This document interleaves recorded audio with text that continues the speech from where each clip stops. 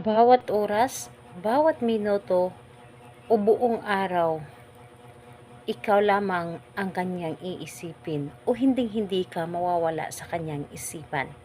Hello mga guys, kumusta kayo? Panibagong araw, panibagong video na naman tayo.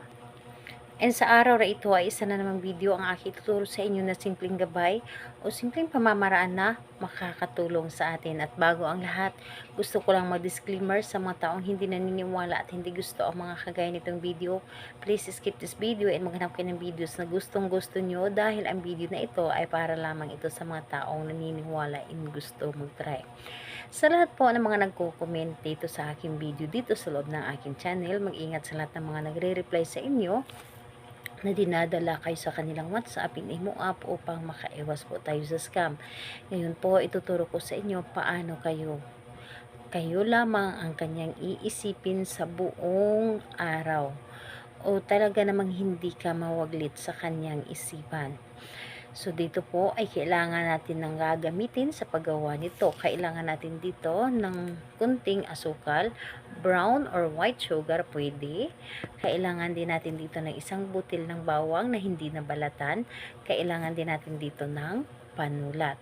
So, ito lamang ang dapat nating ihanda. And kapag ready na, kailangan mo lang din dito na i-ready ang inyong sarili. Kailangan na buo ang inyong loob, tiwala at paniniwala sa paggawa nito, and hindi po kayo nagdududa.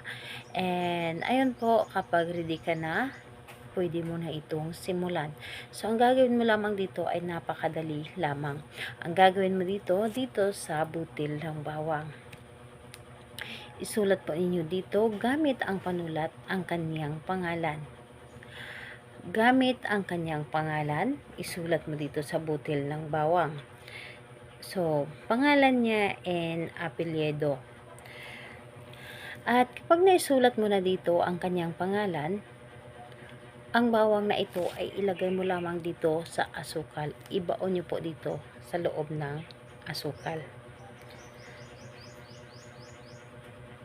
Ayan po. So, ibaon niyo lamang dito sa loob ng asukal and sabihin mo dito ang inyong nais.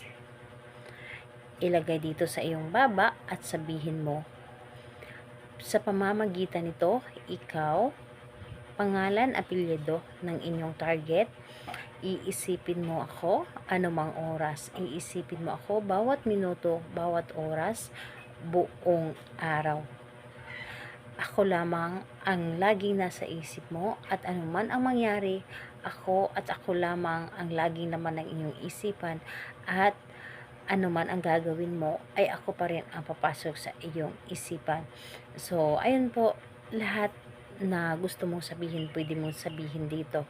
And pagkatapos mong sabihin ang inyong mga nais, ang bawang na ito at yung asukal, ilagay mo sa madilim na bahagi ng sulok ng inyong bahay. Kailangan na hindi ito maarawan o masinaga ng ilaw. So, ayun po, 3 araw mo siyang itago and pagkalipas na 3 araw, kunin mo ito and kung may pagbaunan kayo, ibaunin nyo ito sa lupa. Pero kung wala kayong mapagbaunan, pwede po ninyo itong i-flush doon sa inyong CR. Kailan ito pwedeng gawin? Gawin ito sa araw ng Tuesday and Friday kahit anong oras. Pero kung hindi kayo makapaghintay ng Tuesday and Friday, pwede ito sa ibang araw kung malakas ang inyong energy na para bang nararamdaman ninyo na hinihila kayo na gawin ito. So, ayun po. Salamat po sa inyo. Bye-bye everyone. God bless us all.